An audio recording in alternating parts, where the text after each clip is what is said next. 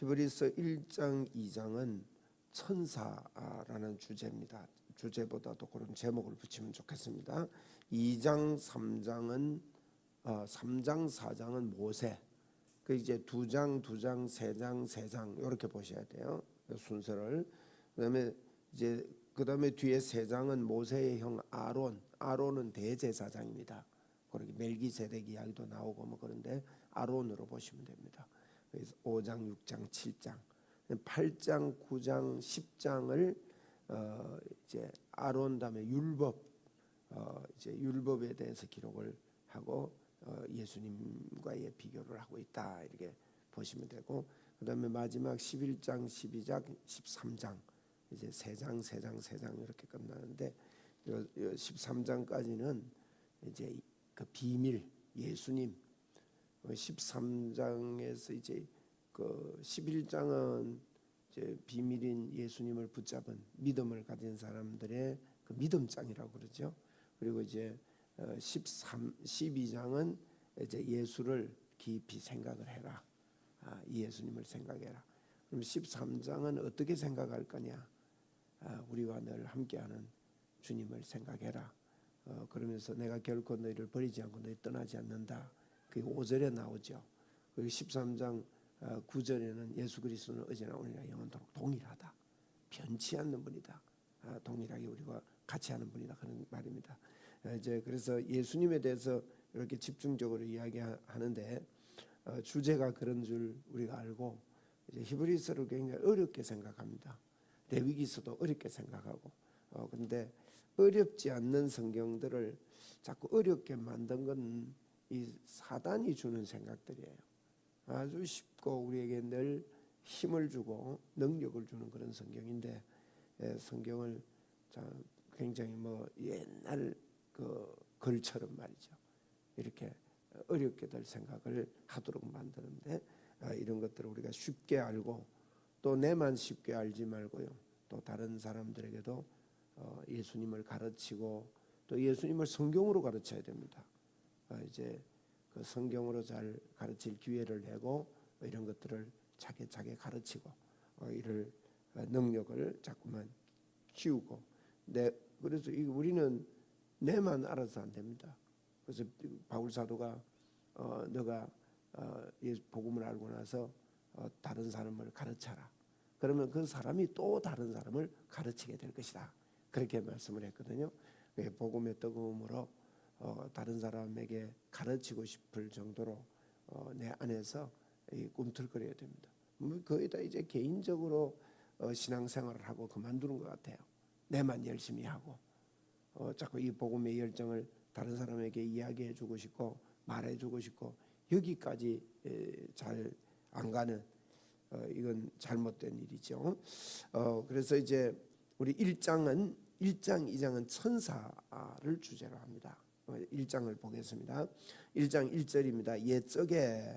옛적에 옛날에 말입니다. 옛적에 선지자들을 통하여 여러 부분과 여러 모양으로 우리 조상들에게 말씀하신 하나님.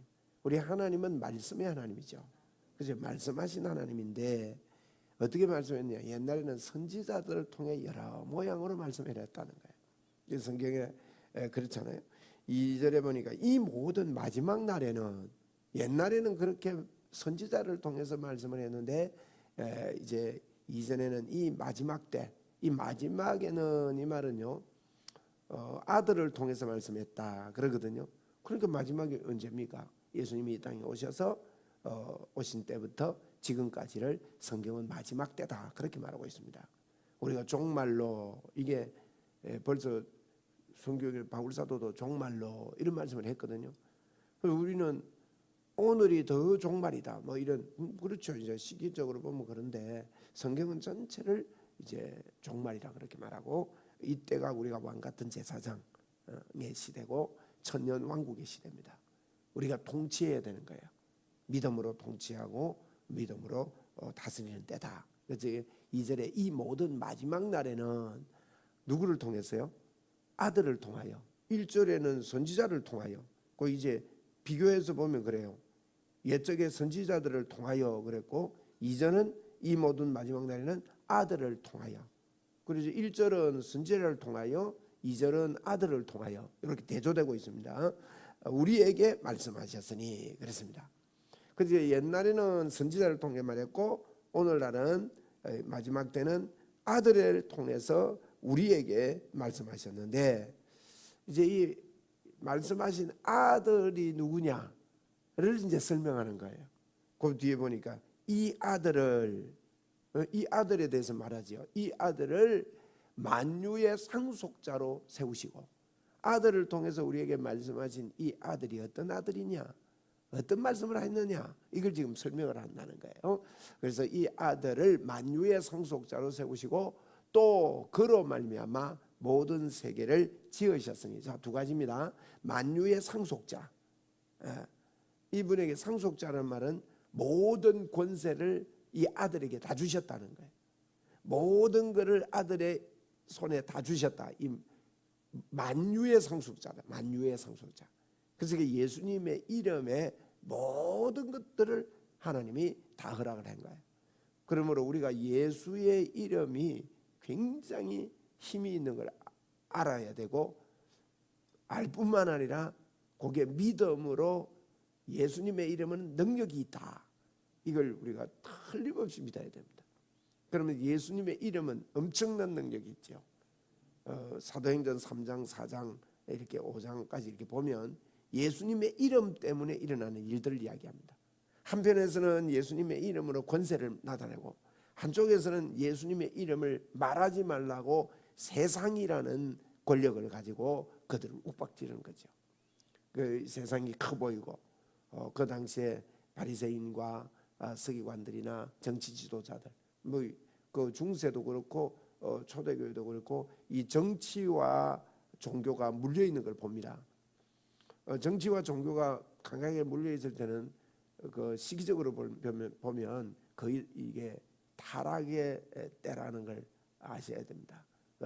중세도 중세 시대도 교황의 권세와 왕의 권세와의 다툼이죠. 그래서 왕이 좀 강할 때가 있었고 교황이 왕보다 강할 때가 있었습니다. 교황이 왕을 갈아치우는 거예요. 그런 시대를 이렇게 가는데 그런 힘들을 가지고 뭘 못하게 하느냐, 예수님의 이름으로 말하지 마라, 이걸 이야기하는 거예요.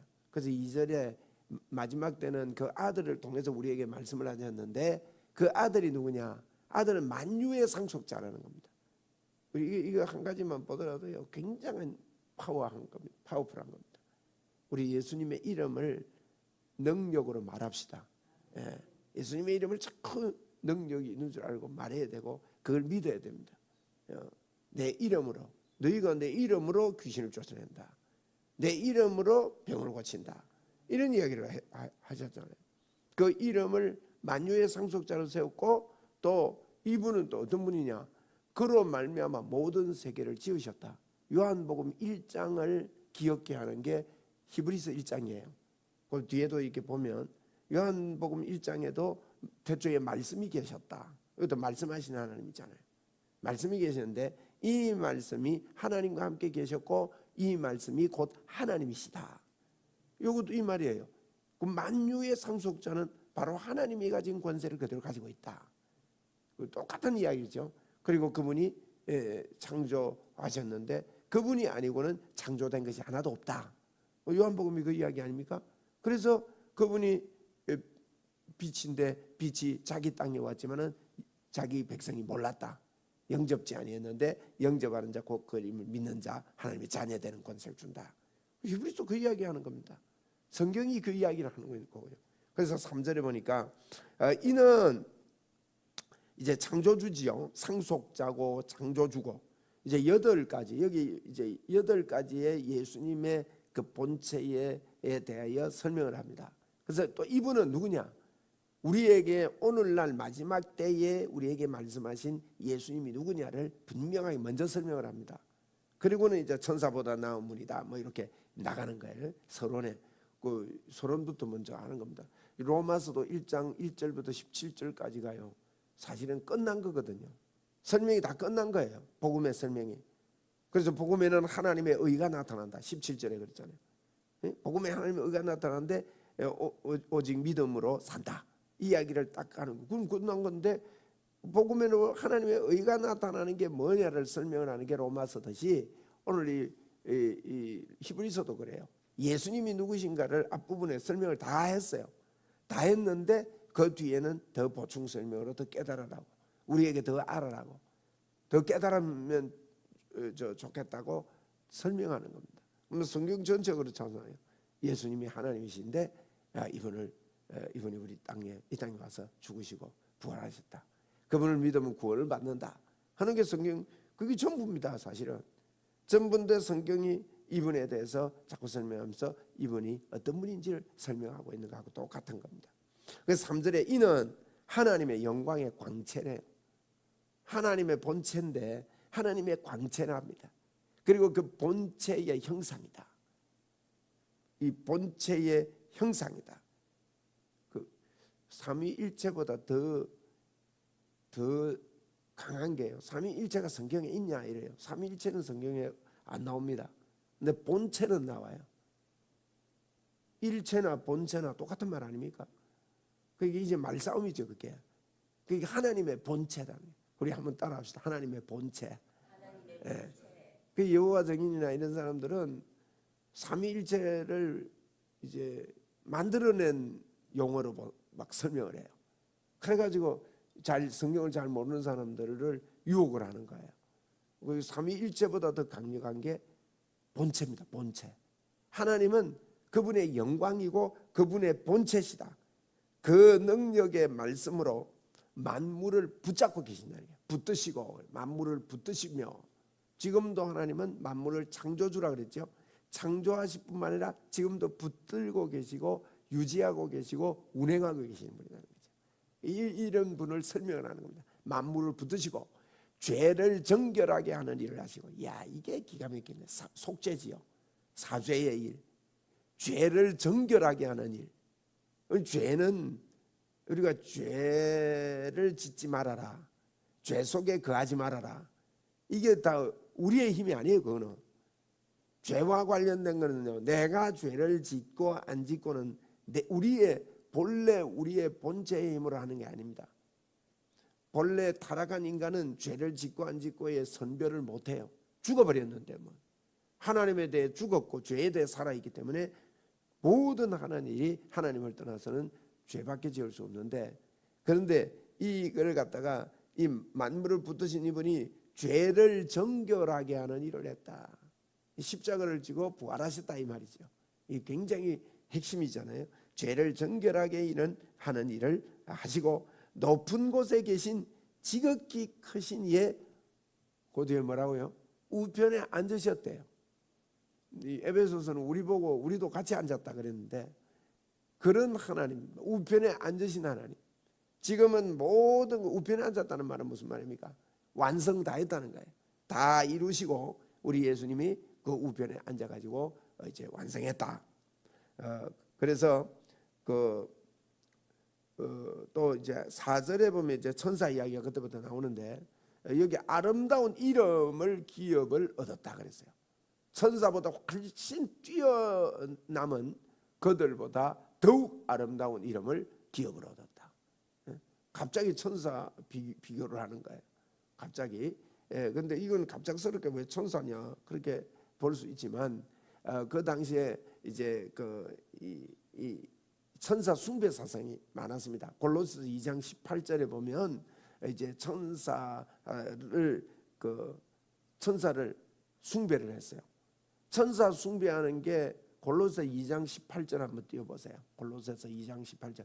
천사 숭배하는 거를요, 겸손으로 가장시킨 거예요.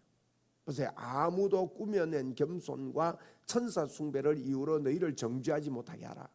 여기에 꾸며낸 겸손과 천사 숭배를 이유로 너희를 정죄하지 못하게 하라. 이 말은 여기 꾸며낸 겸손과 천사 숭배를 이 두 가지로 번역이 됐는데, 이 두 가지가 아닙니다. 이건 한 가지입니다.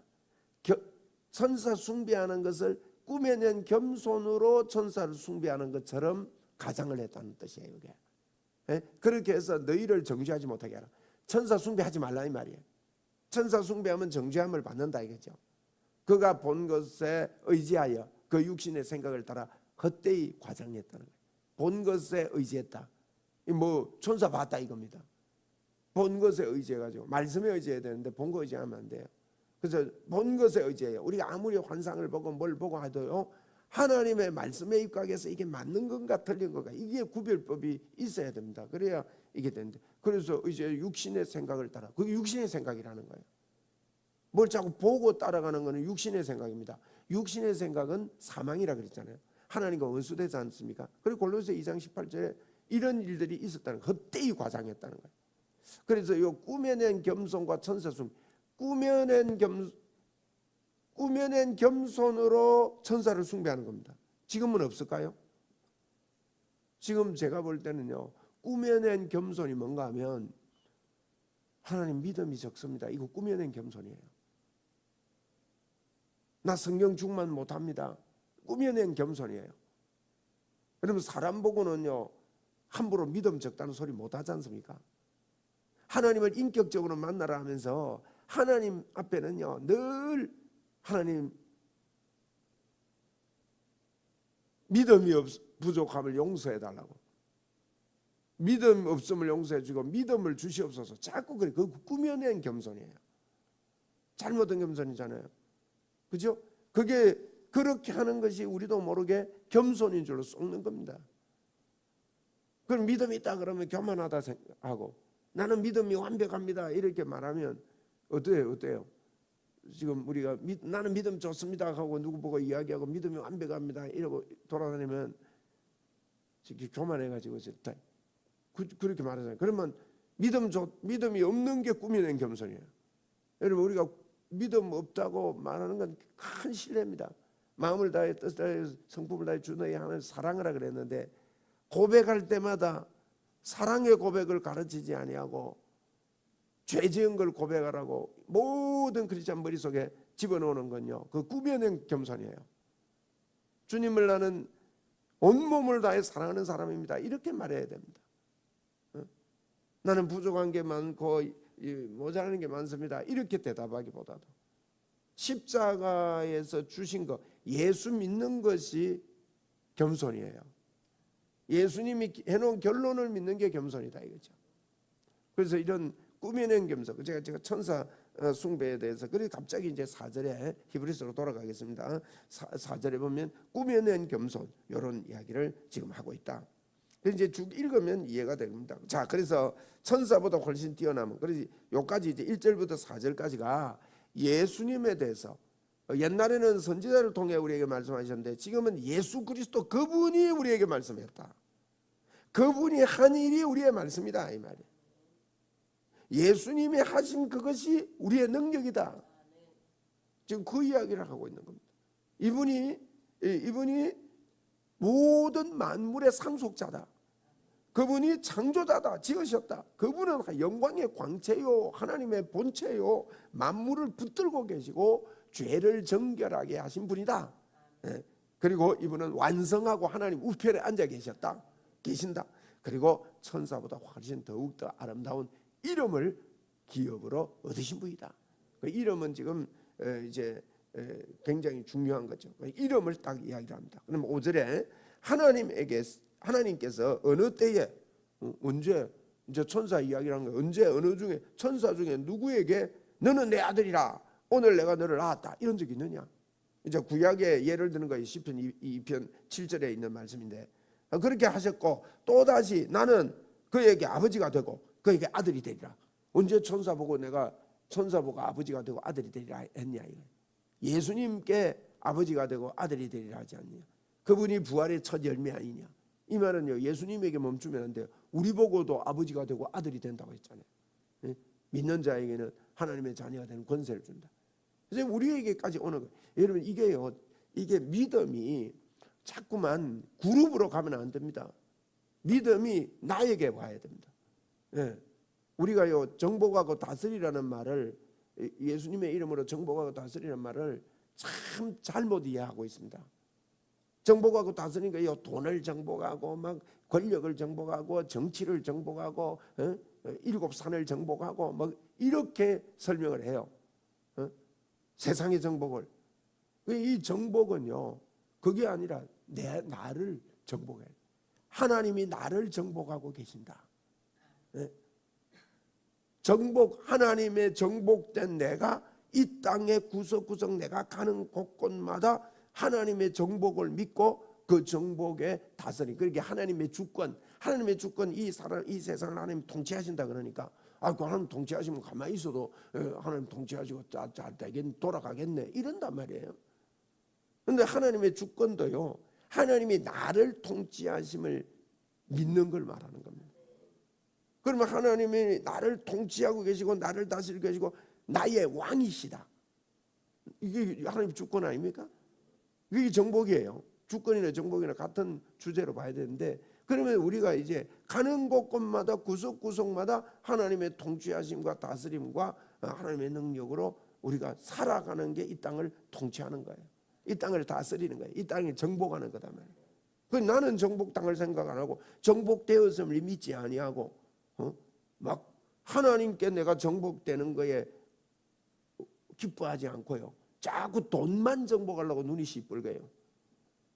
그러니까 이 교회가 보면 예수 잘 믿으면 막 돈이 들어온다, 뭐 잘 된다, 뭐 이런 쪽으로, 이게 기복신앙이에요. 기복신. 그러니까 복음은요, 나와 관계입니다. 내가 살면 세상이 삽니다. 보세요, 잘 보세요. 그 기준에 모든 것들을 봐야 돼요. 네?